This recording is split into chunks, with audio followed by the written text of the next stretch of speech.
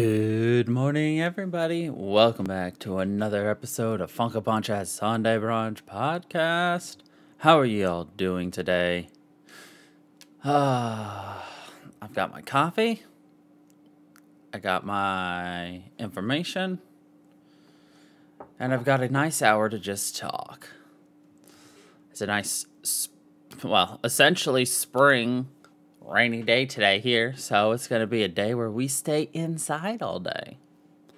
What are we going to do inside? Well, maybe we'll play some RPGs, because we're continuing with our look at the RPG video game and then those subgenres.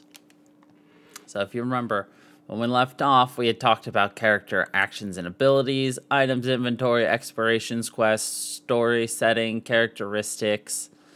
We're going to jump now into combat, interface graphics, history, classification, and then, touch upon those subgenres, the popularity, and maybe even get into one of the subgenres. But anyway, experience and levels. Although the characterization of the game's avatar will develop through storytelling, characters may also become functionally powerful by gaining new skills, weapons, and magic. This creates a positive feedback cycle that is central to most role-playing games. The player grows in power, allowing them to overcome more difficult changes and gain even more power. This is part of the appeal of the genre, where players experience growing from an ordinary person into a superhero with amazing powers. Whereas other games give the player these powers immediately, the player in the role-playing game will choose their powers and skills as they gain experience. Role-playing games usually measure progress by counting experience points and character levels. Experience is usually earned by defeating enemies in combat, with some games offering experience for completing certain quests or conversations. Experience becomes a form of score, and accumulating a certain amount of, quote, score or experience will cause the character's level to go up. This is called leveling up. This is what I do every year at the same time of the year. I've gained enough experience over 365 days, so I level up.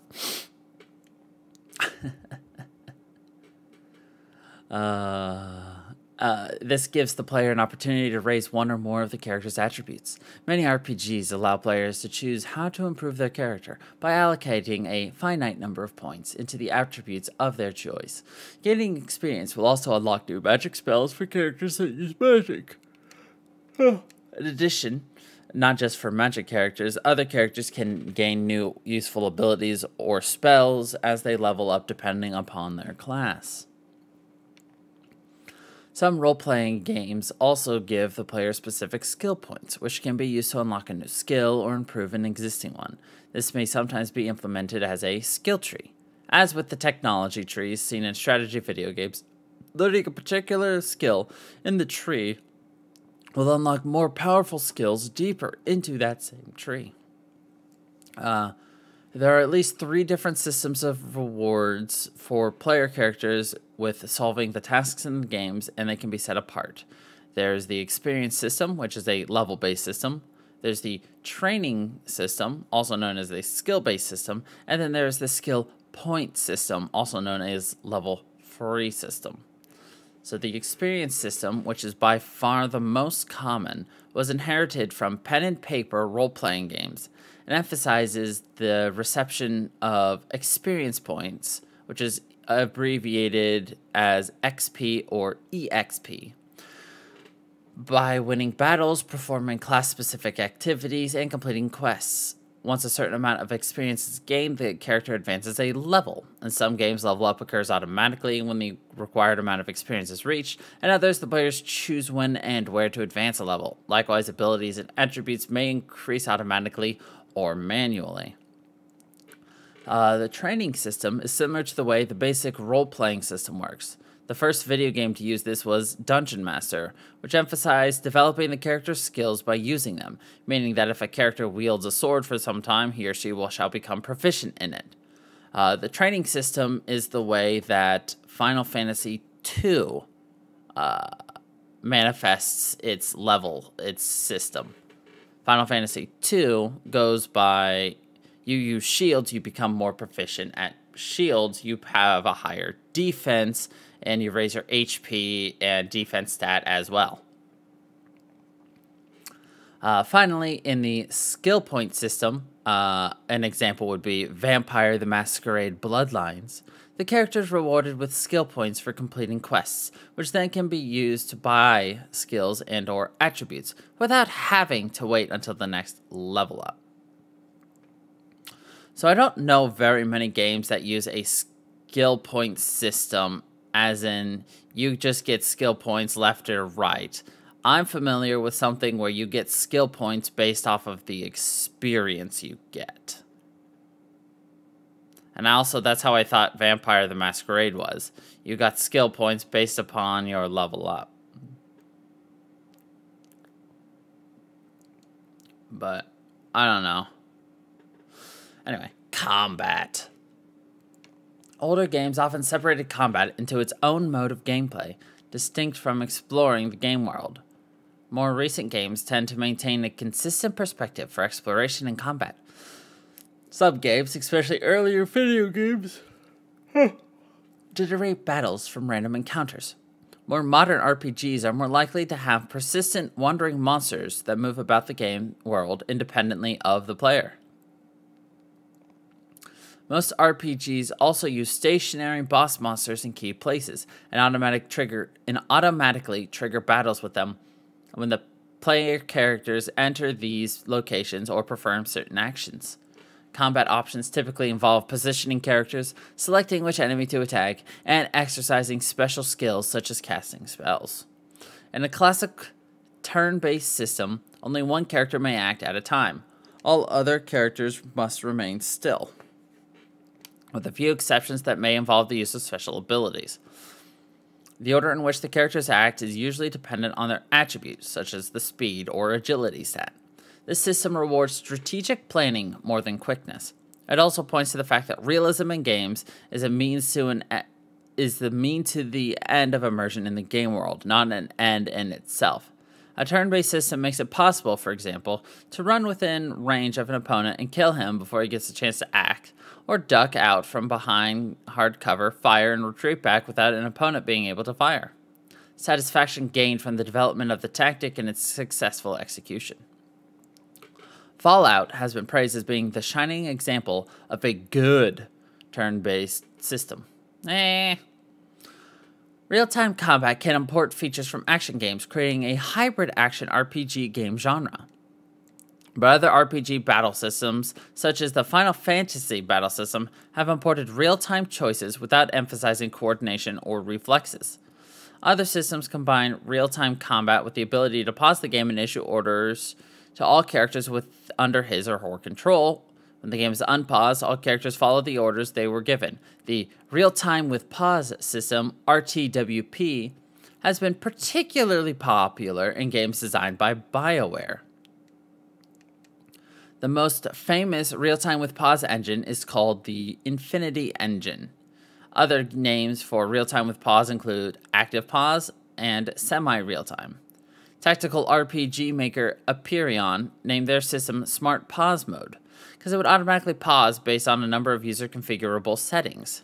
Fallout Tactics, Brotherhood of Steel, and Arcanum of Steamworks and Magic Obscura offered players the ability to play in either turn-based or real-time with pause mode via a configuration setting. The latter offered a fast turn-based mode, though all three of the game's modes were criticized for being poorly balanced and oversimplified. Early Ultima games featured timed turns. They were strictly turn-based, but if the player waited more than a second or so to issue a command, the game would automatically issue a pass command, allowing the monsters to take a turn while the PCs did nothing. There's a further subdivision by the structure of battle system in many early games, such as Wizardry. Monsters in the party are arranged in ranks and can only attack enemies in the front rank with melee weapons. Other games, such as most of the Ultima series, employed duplicates of the miniature combat system traditionally used in the early role-playing games. Representations of the player character and the monster would move around an arena modeled after the surrounding terrain, attacking any enemies that are sufficiently near. And of course, the interface and graphics. Players typically navigate the game world from a first or third person perspective in 3D RPGs.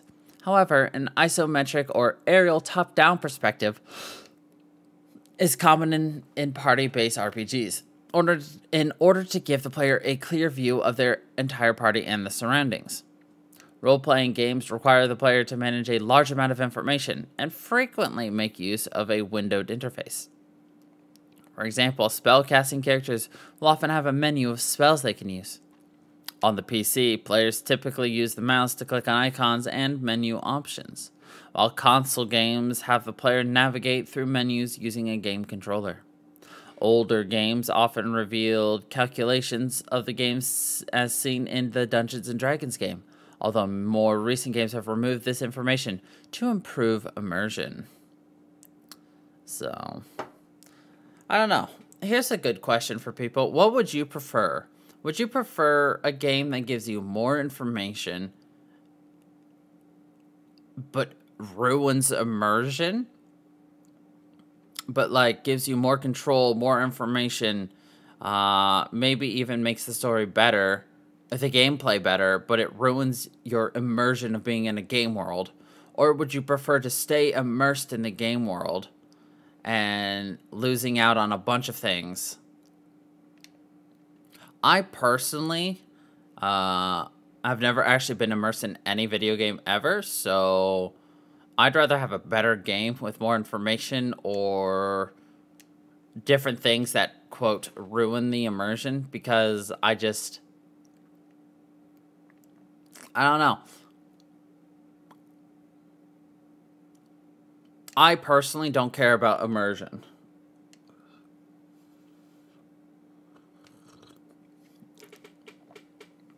Emotive has gotten immersed deeply before.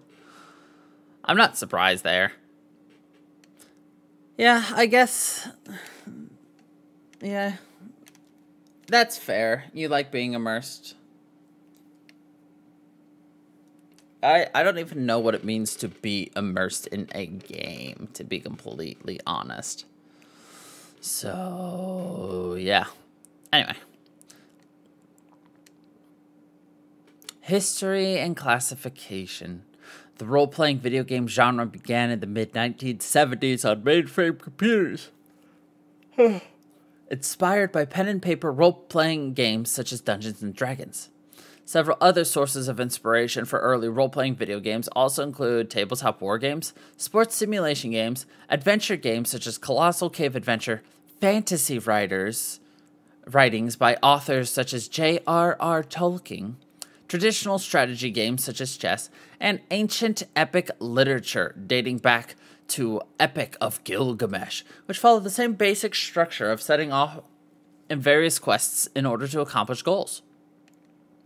After the success of role-playing video games such as Ultima and Wizardry, which in turn served as the blueprint for Dragon Quest and Final Fantasy, the role-playing genre eventually diverged into two styles: Eastern role-playing games and Western role-playing games due to cultural differences, though roughly mirroring the platform divide between consoles and computers respectively. Finally, while the first RPGs offered strictly a single-player experience, the popularity of multiplayer modes rose sharply during the mid-1990s, with action role-playing games such as Secret of Mana and Diablo. With the advent of the internet, multiplayer games have grown to become massively multiplayer online role-playing games, MMORPG, including Lineage, Final Fantasy XI, Final Fantasy XIV, and World of Warcraft. Mainframe Computers. The role-playing video game genre began in the mid-1970s as an offshoot of early university mainframe text-based RPGs on PDP-10 and Unix-based computers such as Dungeons, PDIT 5, and D&D. In 1980, a very popular dungeon crawler, Rogue, was released, featuring ASCII graphics where the setting, monsters, and items were represented by letters, and a deep system of gameplay, and inspired a whole genre of similar clones on mainframe and home computers called roguelikes. Personal computers. One of the earliest role-playing video games on the microcomputer was Dungeons and Dragons, written by Peter Tréfonas and published by Cload. This early game, published for a TRS-80 Model 1, is just 16K long and includes a limited word parser command line, character generation, a store to purchase equipment, combat, traps to solve, and a dungeon to explore. Other contemporaneous CRPGs, or computer role-playing games, were Temple of Apsai, Odyssey, The Complete Adventure, and Akalabeth, World of Doom, the precursor to Ultima.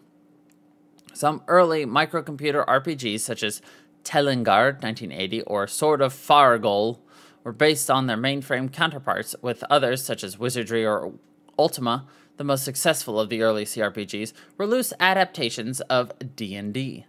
They also include both first-person displays and overhead views, sometimes in the same game. Akalabeth, for example, uses both perspectives. Most of the key features of RPGs were developed in this early period, prior to the release of Ultima 3 Exodus, one of the prime influences on both computer and console RPG development. For example, Wizardry features menu-driven combat, Tunnels of Doom features tactical combat on a special combat screen, and Dungeons of Daggorath features real-time combat which takes place on the main dungeon map. Since 1984, with Questron and 50 Mission Crust, SSI produced many series of CRPGs. Their 1985 game, Fantasy, is notable for introducing auto-mapping and end-game scrolls providing hint and background information. They also released Pool of Radiance in 1988, the first of several gold box CRPGs based on the advanced Dungeons & Dragons rules. These games feature a first-person display for movement, combined with an overhead tactical display for combat. One common feature of RPGs from this era, which Matt Barton calls the golden age of computer RPGs, is the use of numbered paragraphs printed in the manual or adjunct booklets containing the game's lengthy or text. The player can be directed to read a certain paragraph instead of being shown the text on screen. So basically, it's like, they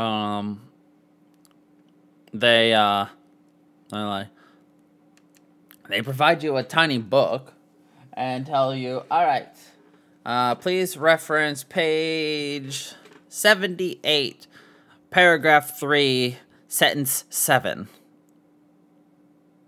And it's like, oh, okay, okay, there we go. You know, which is kind of cool back in the day if you think about it, but whatever. The ultimate exemplar of this approach is Sir Tech's Star Saga Trilogy, of which only 2 games were released.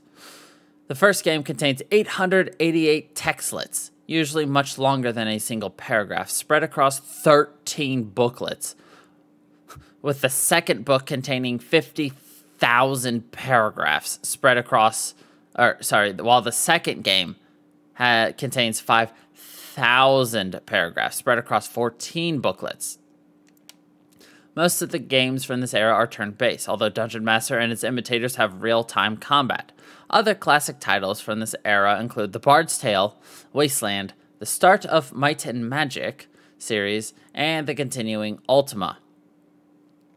Later, in the middle to late 1990s, isometric sprite-based RPG became commonplace, with video game publishers Interplay Entertainment and Blizzard North playing a lead role with such titles such as Baldur's Gate, Icewind Dale, and the action RPG Diablos series, as well as the dialogue-heavy Planescape Torment and cult classics Fallout and Fallout 2.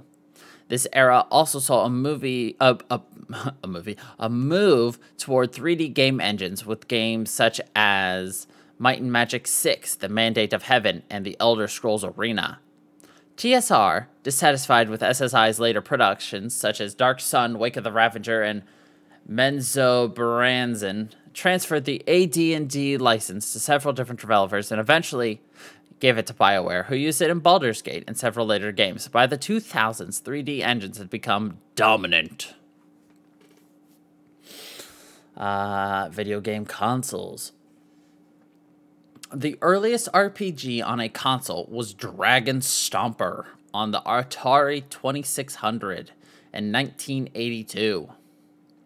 Another early RPG on a console was Bokosuka Wars, originally released for Sharp X1 computer in 1983, and later ported to the MSX in 1984, the NES in 1985, and the Sharp X68000 as new Bokosuka Wars.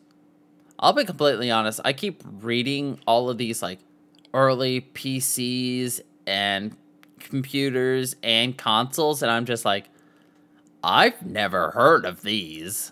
I don't know the Sharp X68000. I don't know the MSX. I don't know the Sharp X1 computer.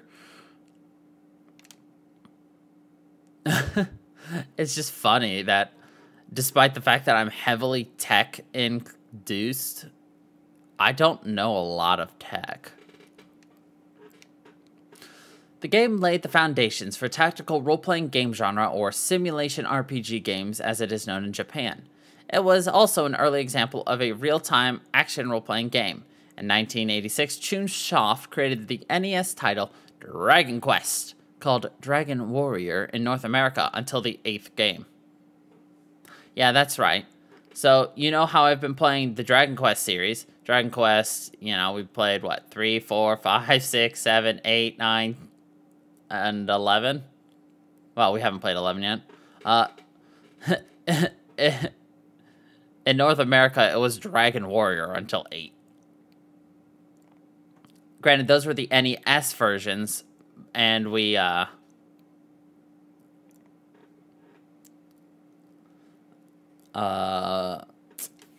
you've seen me play the remakes of the Dragon Warrior games into the Dragon Quest. But also remember, Dragon Warrior 7 and Dragon Warrior 8 were on the PS2 before they were remade for the 3DS. So, that's when they turned them into the Dragon Quest games. Actually, funnily enough, you know how we just finished Final Fantasy III? Final Fantasy III on the NES is not the Final Fantasy III that I played. Want to know why? Because some of the Final Fantasies did not come over to America.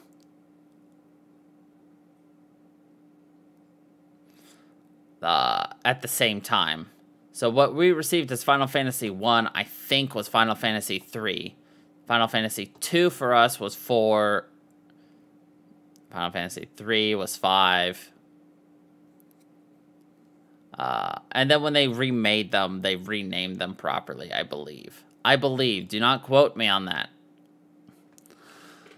Somebody with more knowledge on that can tell me. But anyway. So, Chunsoft created the NES title Dragon Quest, which drew inspiration from computer RPGs, Ultima, and Wizardry, and is regarded as the template for future Japanese role-playing video games released since then. In 1987, the genre came into its own with the release of several highly influential console RPGs distinguishing themselves from computer RPGs, including the genre-defining Fantasy Star, released for the Master System, Shigeru Miyamoto's Zelda 2, The Adventure of Link, for the Famicom Disk System. Shigeru Miyamoto's Zelda 2, The Adventure of Link, for the Famicom Disk System was one of the earliest action role-playing games, combining the action-adventure game framework of its predecessor, The Legend of Zelda, with the statistical elements of turn-based RPGs. Most RPGs at this time were turn-based.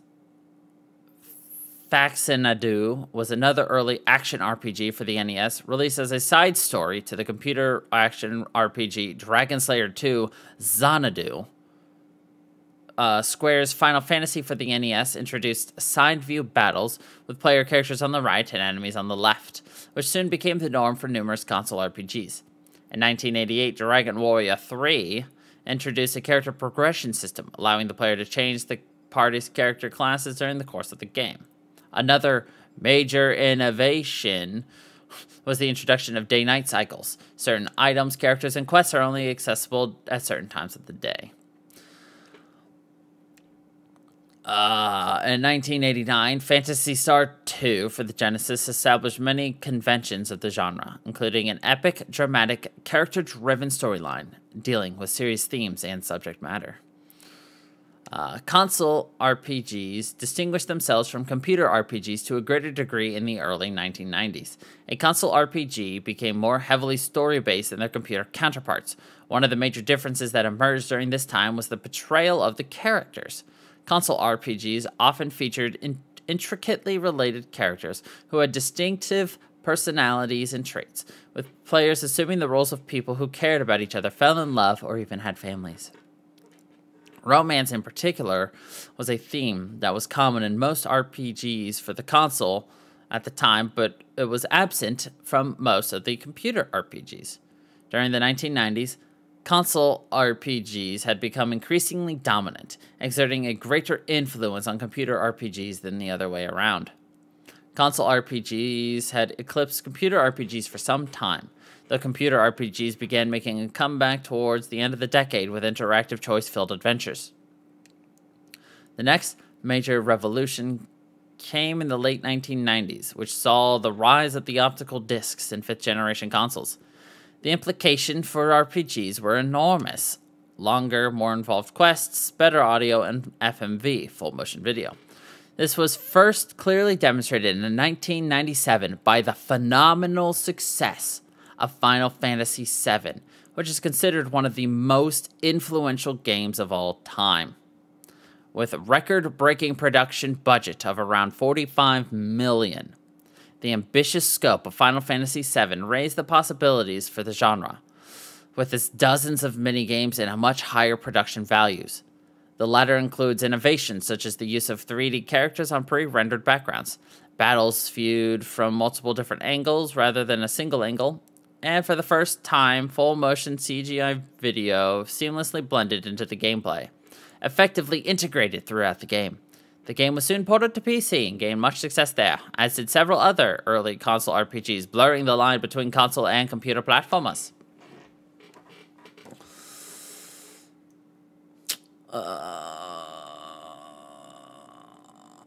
Sure. Cultural differences. Computer-driven role-playing games had their start in Western markets, with games generally geared to be played on home computers. By 1985, series like Wizardry and Ultima represented the state of role-playing games. In Japan, home computers had yet to take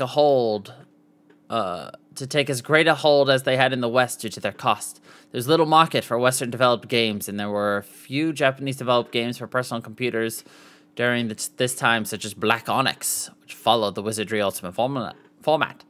With the release of the low-cost Famicom console, called the NES overseas, a new opportunity arose to bring role-playing games to Japan. Dragon Quest was the first such attempt to recreate a role-playing game for a console, and requires several simplifications to fit within the more limited memories and capabilities of the Famicom computers. Players in Dragon Quest controlled only a single character. The amount of control over this character was limited due to the simplicity of the Famicom controller, and a less realistic art style was chosen to better visualize the characters with a tile-based graphic system. Dragon Quest was highly successful in Japan, leading to further entries in the series and other titles such as Final Fantasy that followed the same simplifications made in RPGs for Dragon Quest. Because of these differences, the role-playing genre eventually began to be classified into two fairly distinct styles, computer RPG and console RPG. In the early 2000s, however, as the platform differences began to blur, computer RPGs and console RPGs were eventually classified as Western role-playing games, WRPGs, and Japanese role-playing games, or JRPGs. Though sharing fundamental premises, Western RPGs tend to feature darker graphics, older characters, and a greater focus on roaming freedom, realism, and underlying game mechanics, or e.g. rules-based or systems-based, whereas Eastern or Japanese RPGs tend to feature brighter, anime-like or chibi graphics, younger characters, turn-based or faster action gameplay, and a greater focus on tightly orchestrated linear storylines with intricate plots, e.g. action-based or story-based. Further, Western RPGs are more likely to allow players to create and customize characters from scratch, and since the late 1990s have had a stronger focus on extensive dialogue trees. See Planetscape Torment. On the other hand, Japanese RPGs tend to limit players to developing predefined player characters, and often do not allow the option to create or choose one's own playable character, or make decisions that alter the plot. In the early 1990s, Japanese RPGs were seen as being much closer to fantasy novels, but by the late 1990s had become more cinematic in style. See the Final Fantasy series, specifically 7. At the same time, Western RPGs started becoming more novelistic in style. See Planescape Torment. But by the late 2000s had also adopted a more cinematic style, such as the Mass Effect series. One reason given for these differences is that many early Japanese console RPGs can be seen as forms of interactive manga, Japanese comics, or anime wrapped around Western rule systems at the time, in addition to the influence of visual novel adventure games. As a result, Japanese console RPGs differentiated themselves with a stronger focus on scripted narrative and character drama, alongside streamlined gameplay.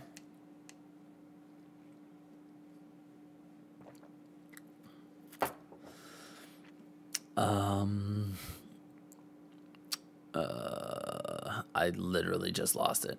Oh, there it is. In recent years, these trends have in turn been adopted by Western RPGs, which have begun moving towards tightly structured narratives, in addition to moving away from numbers and rules, in favor of streamlined combat systems similar to action games. In addition, a large number of Western independent games are modeled after Japanese RPGs, especially those of the 16-bit era, partly due to the RPG Maker game development tools. Hello, Mike. I'm doing great. I'm glad you could drop by to this podcast. Funnily enough, I actually have RPG Maker. Let me take a look at that real quick. Despite what you would think, I do actually own this. I have RPG Maker 15 Ace. I never really knew how to use it. I attempted to use it. I attempted to make a game. I didn't know what I was doing. I never made a game. I would kind of like to look into doing this again. I just don't know what I'm doing. I need to sit down with somebody who knows what they're doing so I could learn. But oh well. So okay. Another oft-cited difference is the prominence or absence of kawaii-sa, or cuteness, in Japanese culture, and different approaches with respect to character aesthetics. Western RPGs tend to maintain a serious and gritty tone, whereas JRPGs' protagonists tend to be designed with an emphasis on aesthetic beauty. And even male characters are often young, androgynous, shonen, or bishonen in appearance. JRPGs often have cute and even comic relief type characters or animals, juxtaposed or clashing with more mature themes and situations. And many modern JRPGs feature characters designed in the same style as those in manga and anime. The stylistic differences are often due to differing target audiences.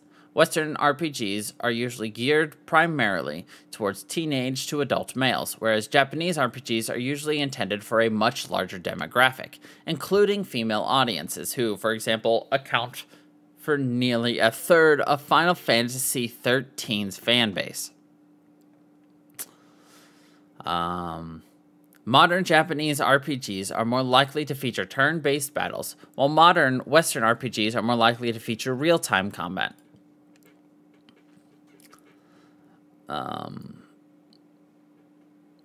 In the past, the reverse was often true. Real-time action role-playing games were far more common among Japanese console RPGs than Western Western computer RPGs up until the late 1990s, due to gamepads usually being better suited to real-time action than the keyboard and mouse. There are, of course, exceptions, such as Final Fantasy XII and Devil Summoner Raidu Kuzunoha versus the Soulless Army, to modern Eastern RPGs that feature real-time combat, and the Temple of Elemental Evil, a modern Western RPG that features turn-based combat. Some journalists and video game designers have questioned this cultural classification, arguing that the differences between Eastern and Western games have been exaggerated. In an interview held at the American Electronic Entertainment Expo, Japanese video game developer Tetsuya Nomura, who worked on Final Fantasy and Kingdom Hearts, emphasized that RPGs should not be classified by country of origin, but rather described simply for what they are: role-playing games. Hironobu Sakaguchi, creator of Final Fantasy and The Last Story, noted that while users like to categorize Japanese RPGs as turn-based traditional styles and Western RPGs as born from first-person shooters, there are titles that don't fit the category, pointing to Chrono Trigger, which Hironobu also worked on, and something I really want to play, and the Mana games, which I also really want to play. He further noted that there have been other games similar to the style of Chrono Trigger, but that it's probably because the games weren't localized and didn't reach Western audiences. Xeno series director Tetsuya Takahashi, in reference to Xenoblade Chronicles, stated that, "I don't know when exactly people started using the term JRPG, but if this game makes people rethink the meaning of this term, I'll be satisfied." One writer from OneUp.com states that Xenoblade throws into high relief the sheer artificiality of the gaming community's obsession over the differences between Western and Japanese RPGs, pointing out that it does things that don't really fit into either genre. Gamers do love their boundaries and barriers and neat little rules, I know, but just because you cram something into a little box doesn't mean it belongs there. Another journalist from Joystick criticizes the claim that Japanese RPGs are too linear, pointing out that non-linear Japanese RPGs are not uncommon, for example, the Romancing Saga series.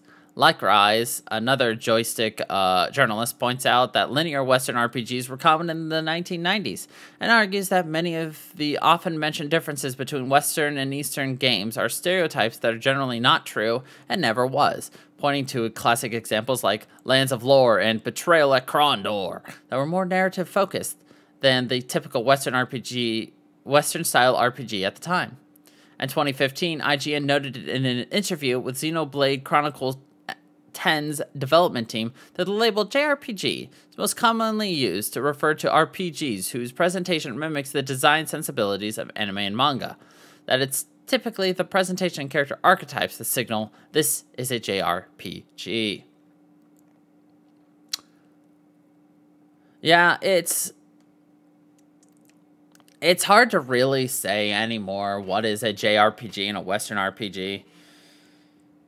Because, yeah, back in the day, you definitely could say that JRPGs followed a certain code, but at the same time, not all of them did. But, like, I don't know. It's kind of hard.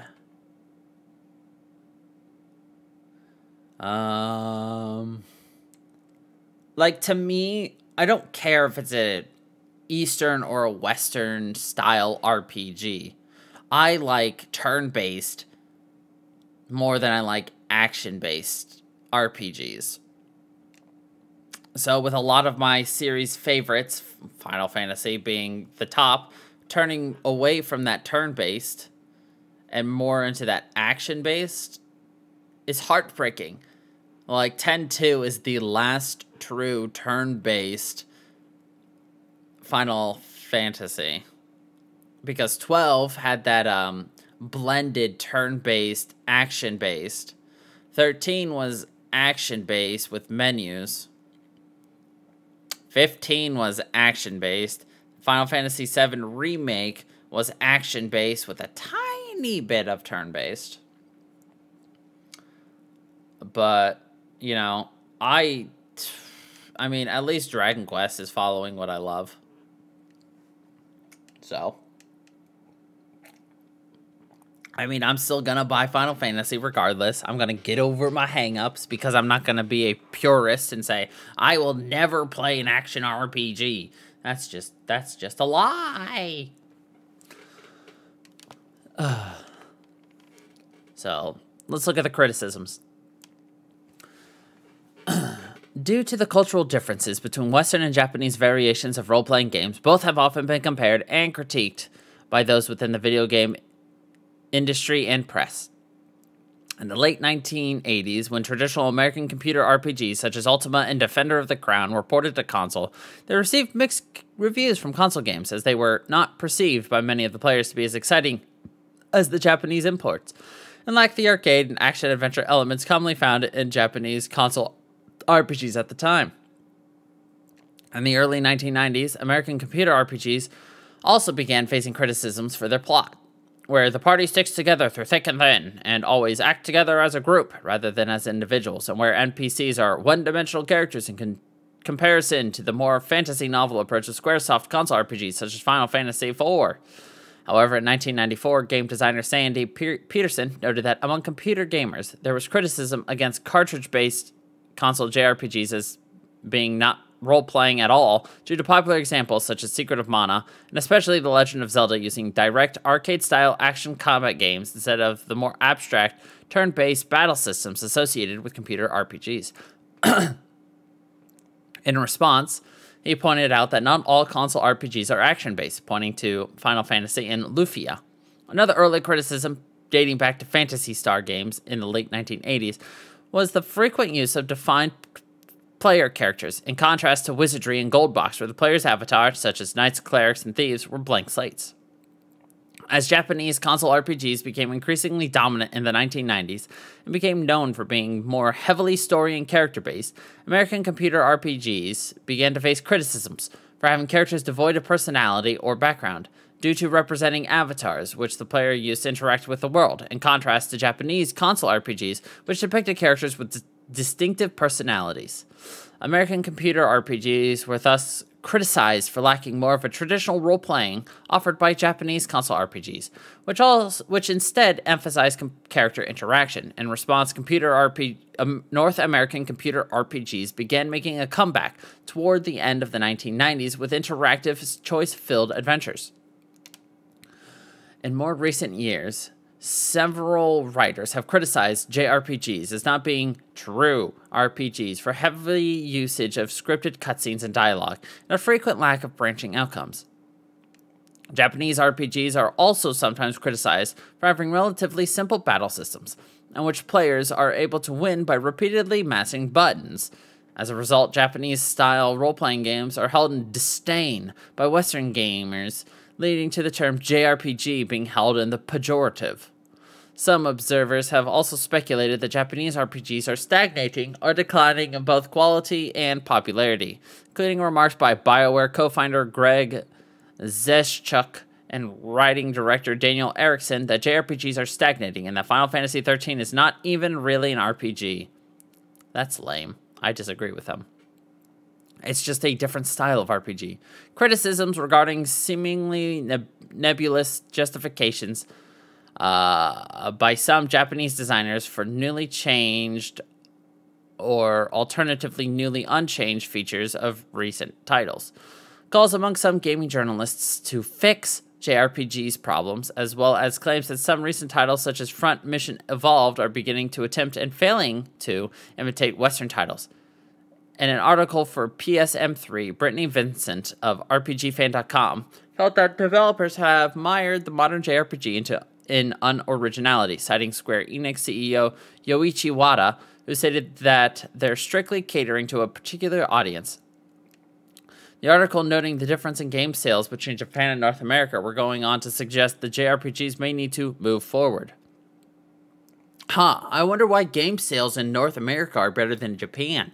It's almost like it's got several million more people in their population, like several 100 million more.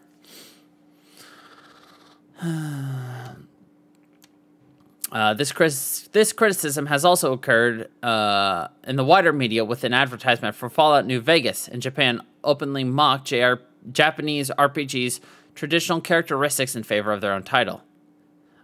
Nick Doer of Joystick noted that Bethesda felt that Japanese RPGs are all the same and too linear, to which he responded that, for the most part, it's true, but noted that there are also non-linear Japanese RPGs, such as the Romancing Saga series. I dislike this criticism because I don't see Japanese or, Eastern RPGs as all being the same. I see Western or North American RPGs as all being the exact same, more than I see the Japanese ones. I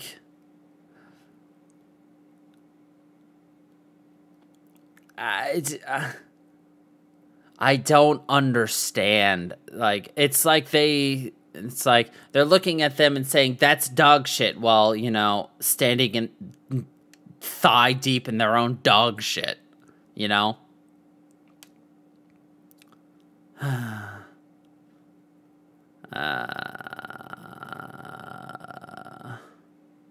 Such criticisms have produced responses such as ones by Japanese video game developers Shinji Mikami and Yuji Horii to the effect that JRPGs were never as popular in the West to begin with, and that Western reviewers are biased against turn-based systems.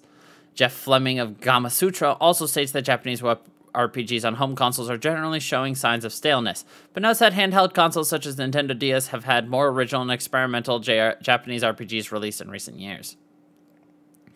Western RPGs have also received criticism in recent years. They remain less popular in Japan, where, until recently, Western games in general had a negative reputation. At Japan, where the vast majority of early console role-playing video games originate, Western RPGs have remained largely unknown. The developer Motomu Toriyama criticized Western RPGs, stating that they dump you in a big open world and let you do whatever you like, which makes it difficult to tell a compelling story. Hironobu Sakaguchi noted that users like to categorize Western RPGs as a sort of different style born from first-person shooters.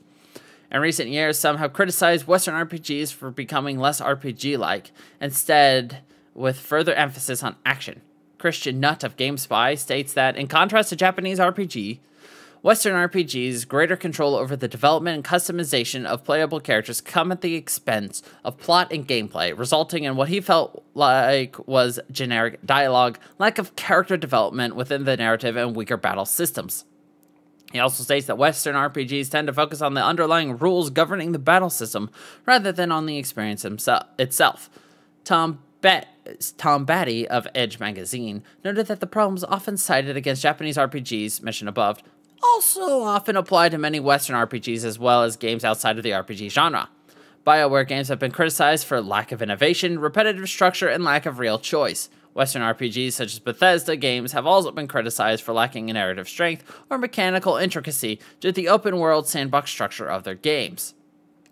See, that's exactly it. People are more than happy to sling shit at other people than they are at, looking at their own shit and trying to fix it.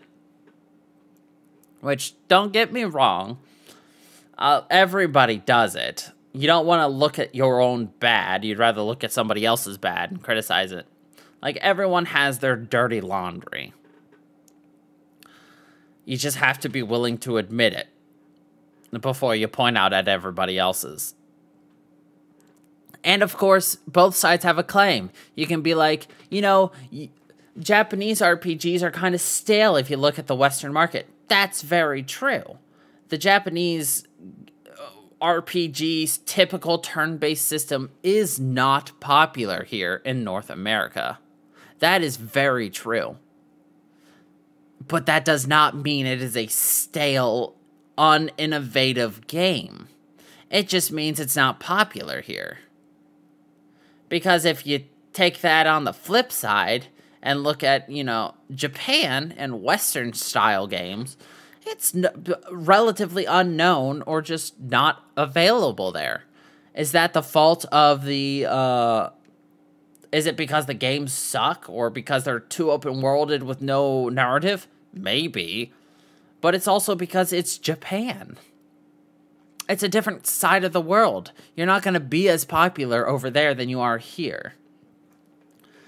Simply because of cultural differences. You're not going to be able to tell a story that appeals to your country's origin, essentially. It's easier for Fallout to be popular in North America because it's about a nuclear fallout in North America. If they had a Fallout Tokyo version, actually, that would actually be a really bad idea. Scratch that. Do not make a Fallout game based in Japan. If you had a zombie apocalypse game based in Japan, that would be a lot more popular in Japan than it would be in America. Because, exactly, Emotive. Oh my god. Because American audiences are not gonna care about a zombie apocalypse in Tokyo. Now, if it's a zombie apocalypse in Las Vegas, people are gonna be all over it in North America because it's North America. You know? Because you're gonna be able to catch distinct characteristics of, you know, the eastern side of the world. More so than the western side can, and vice versa. You know? If you consider a lot of the game settings in both Western RPGs and Eastern RPGs, those settings, even though they're fictional worlds, fictional settings, they're still based on your surroundings. You know? A lot of the Dragon Quest Final Fantasy worlds have a lot of basis around Japan. Obviously, they're not modeled after each of the locations in Japan, but, you know, it's still there. So, it's one of those... You can't say a game is a commercial failure because it doesn't catch on in a different audience. It's a commercial failure if it doesn't catch on anywhere. Like, if you've got a Japanese RPG that you expected to do well in Japan and fail in the West and Eastern, but it fails in the East and is super popular in the East and fails in the West, I would consider that a success, even though you had expected the flip. But if it doesn't catch on either, that's where you consider that it's a failure, and you need to look at, you know, what caused it to fail.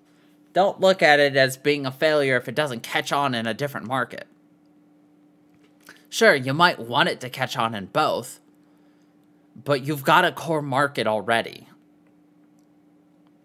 And if you try to cater to a different market, you will fail somebody. And that's just the unfortunate truth.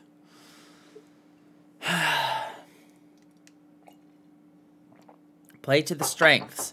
And that's why I think Final Fantasy will never be a stale series. Because no Final Fantasy is the same. Like, look at Final Fantasy III that we just beat. Then compare it to Final Fantasy V that we're playing. And then compare it to Final Fantasy 15 that we beat a couple of months ago. If I gave you all three of those games and I didn't tell you the name of it, and you had no way of finding out the name, would you say those were all completely different games? And that they shared nothing in common other than, like, a fantasy element? The answer would be no, because the styles are all completely different. I mean, you might be able to see, oh, hey, these all, like, you know, 3 and 5 kind of have, like, a white mage. That's kind of similar. Oh, they all have well, Dragon Quest has the same feel, too. You know? Right?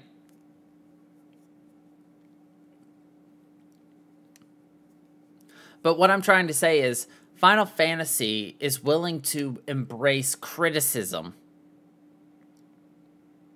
by trying to remain fresh, by innovating. They're like Nintendo in many ways, you know? The Wii failed, so they made the Wii U. It was better. They improved upon the failures of the Wii. But they still failed because people don't like the Wii. And then they got the Switch, which took the bad parts of the Wii, made them better, and took the weird part of the Wii U, which was the handheld gamepad, and made it better. They made a console handheld device by innovation. So despite the criticisms and the failures that they achieved through that, they've still made a damn good series of consoles. And that's what Final Fantasy does too. 13 was, by many accounts, a ginormous failure.